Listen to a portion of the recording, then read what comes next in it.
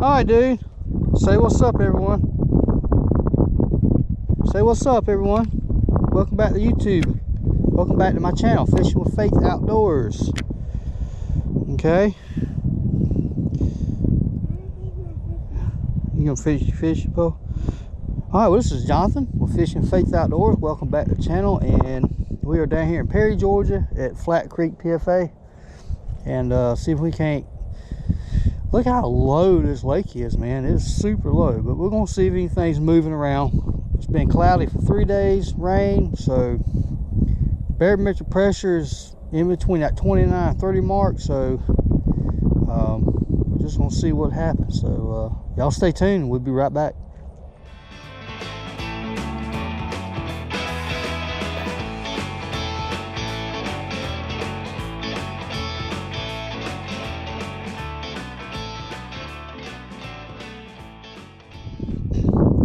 All right, let's see. So we're gonna start out. I'm in a tournament, by the way. It's big bass dash tournament with in the Chaos app. So I got my board with me. I got a shaky head, a jig, and then a weedless swim jig type deal. This is the Strike 6 cents underspin weedless.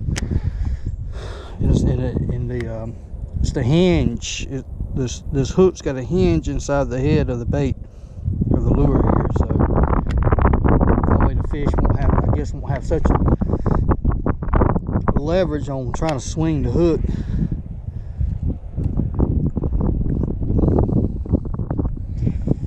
So we're gonna throw this a little bit.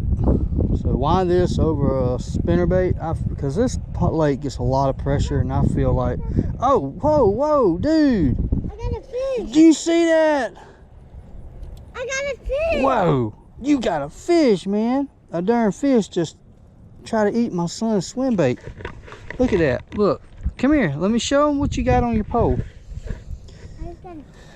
You got the scent. No, I got a fish. Yeah, you had a fish hit your lure there. It's Yeah. the crow. Yeah, man, you doing it. I told you. It's the Crow City Mayor swim bait, the little one. Yeah, man, that's awesome. You actually got your first fish. Well, not his first fish, but your first time getting a bite on a pole by yourself like that. That's great, dude. Yeah, there's a real hook in there, so he could have definitely hooked it. Yeah. Hooked it. We're gonna say hooked it. I got a fish. Man. It came up and hit it, didn't it? Yeah. It got me. It got it put at a right there. Yeah, where did it come from? Under the water. And then right there. Yeah, what did it feel like? Did it feel awesome? Yeah. Yeah. Do it again, man. Okay. Do it again, man. I get one that I saw one right there. Do it again, dude. I see one right there. And this is also the Crow City Mayor. Okay. I looked at my mom. I thought that's fish. This is a 3.5 inch, I think. Or is it 4 inch? It could be the 4 inch. I can't remember. I got it in my pack here. Let's see.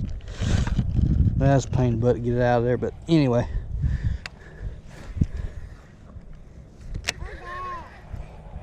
Reel it in, buddy. They'll chase it.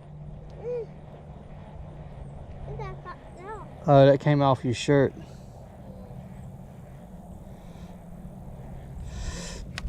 And if you don't know about the Crow City baits, Jacob Wheeler had a lot of influence on them. Matter of fact, I think Rapala reached out and asked him what could they do to do some soft plastics, and what would he, I think, because he's already sponsored by them anyway. So, but I know Look, big old fish just hit over there. I know he had a lot of say-so in the what is it, storm baits with the Largo shad, and the action these swim baits put off, these soft pipe swim baits that put off, they're really good action. I really like using them. The Largo shad to me is absolutely phenomenal because it gives your jig heads and swim baits, or not swim baits, swim jigs, a unique role, and I really like that a lot.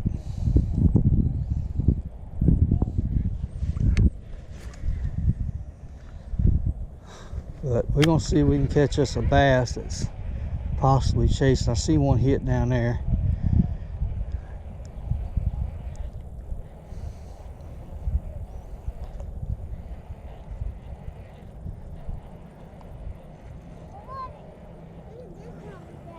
Yeah.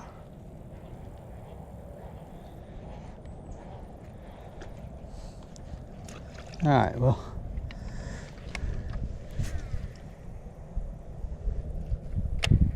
I just got a fish. Yeah, you had a fish that hit your lure, buddy. That was so cool. All right, come just a little bit of on the other little around the corner here to this other spot, and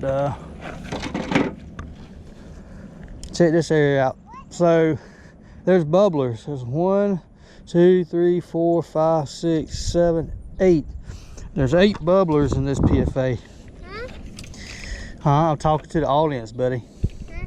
I'm talking to the audience. And y'all probably seen it in the video that I posted, but I was catching some fish off them bubblers that morning. And so my prediction is, if there's fish that feed on these bubblers, the bait fish that's on these bubblers, they're probably staying in this area. So we just got to figure out how to, I don't know what that is. We got to figure out how to where they at and where they're staging up at. Leave that alone. Put it down. What? Just put it down, dude. What is it? It's a piece of wire. Huh? All right, so we're gonna try here and see what happens. And I know when I started this channel, it was mainly bait fishing. I do some kayaking, but due to there's so many videos boat and kayak, I still want to stay true to my bank fishing people. So basically what I'm going to do is, in this video, so fall time, this September time and going into fall, it is a transition area in September with these and I'm going to show you all this in another video on how it works. But there's a transition. That thermocline that's at the bottom of the lakes and ponds will flip to the top when the top water gets cooler. It'll match the water that's on the bottom, and it'll do what I call a flip, and it throws the fish in a disarray. Not in a, I guess depending on how severe it can be, but not in a sense that they won't eat, but it'll throw them in a funk. And that's what you're gonna get in the month of September. Late August, September, you're gonna get that funk, and it does have its tendencies to be really tough to fish. But once you get in October, once you get past this September and get in October, these fish will start to pull up and looking for bait fish. So bank anglers, what you want to do is, when you're out here on these banks and you see them fish way out in the middle busting on bait fish, especially PFAs and lakes, maybe not so much on ponds, depending on how big the pond is. Generally a pond is going to be a lot more bank oriented as far as they feeding up, pushing the fish up on the bank, near the bank. But we'll get to that in just a second. But anyway, just ignore that. I mean, them fish are strictly keyed on that ball of shad or whatever it is, blue heron, gizzard shad, whatever it may be out there they're chasing. I'm telling you, there will be fish in your pockets, in your coves, shallow flats that are going to be feeding up.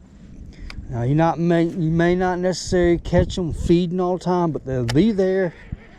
Drag a worm, keep dragging a worm, drag a jig, swim a small swim bait of some kind with an underspin, especially on a cloudy day. What you want to do is make yourself look as different or stand out more than the school that they're focused on. If you can look a little different or stand out a little bit more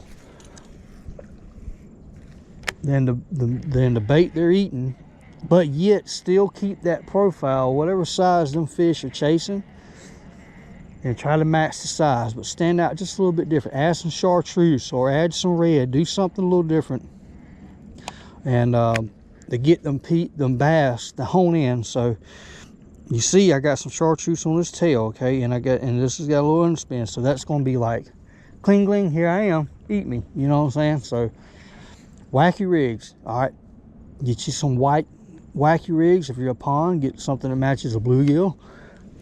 Okay, when them fish are busting over here in the shallows or up on the bank, take your wacky rig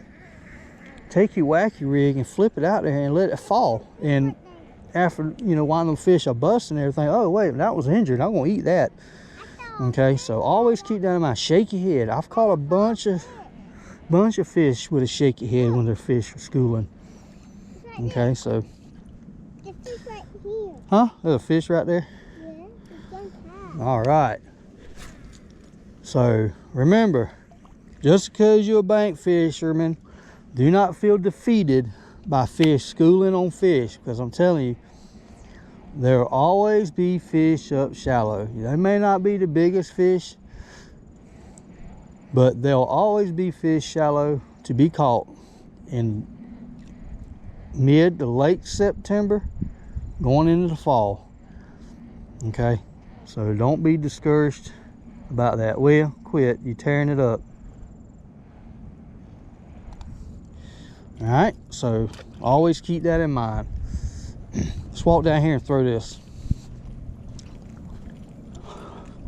And trying to see if I missed anything. Y'all have any questions about that, please leave a comment on that, and I will go over it as more detailed as possible. But I am going to do my whiteboard series here in the next couple days, and that way you can get more information and detail on what I mean by all that. But you see what I'm doing as a bank fisherman. I'm up in these pockets and these coves and swimming this little swim bait and just see if I can get a reaction strike. But they may not be chasing. Like I said, it's been cloudy for 3 days. That doesn't necessarily mean just because it's cloudy doesn't mean it's going to be 100%.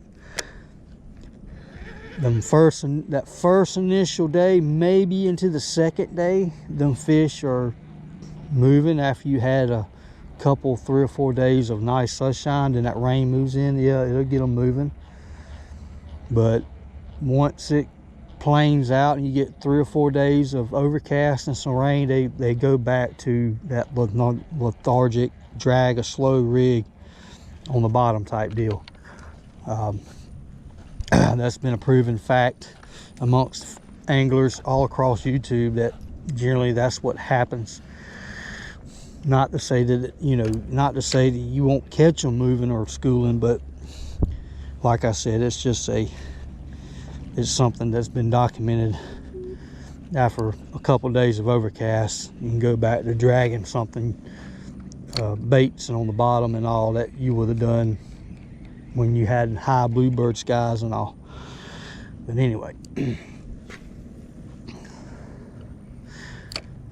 I also want to mention too, I think it's, yeah, next Tuesday I will be at my first podcast. My first podcast with Daniel Woodcock.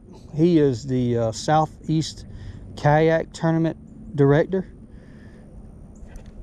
And looking forward to that. So y'all stay tuned for that. Keep your eyes open for that. And I will be posting sometime. I'll be getting that uploaded sometime either next week or the following week.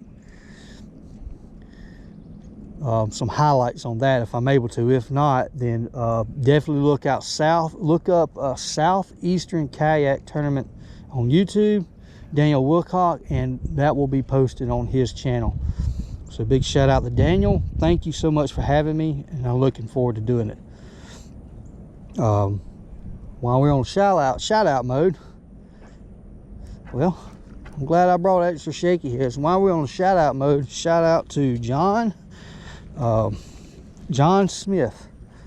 He has been a great help to me, and I really appreciate him taking the time, not only becoming a friend, but really helping me out in the bass fishing, keeping it simple, helping me out on tournaments, what not to do. So John Smith, thank you so much for taking the time to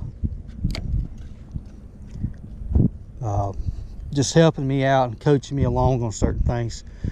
And his style of fishing has really helped me catch a little bit more fish than normal.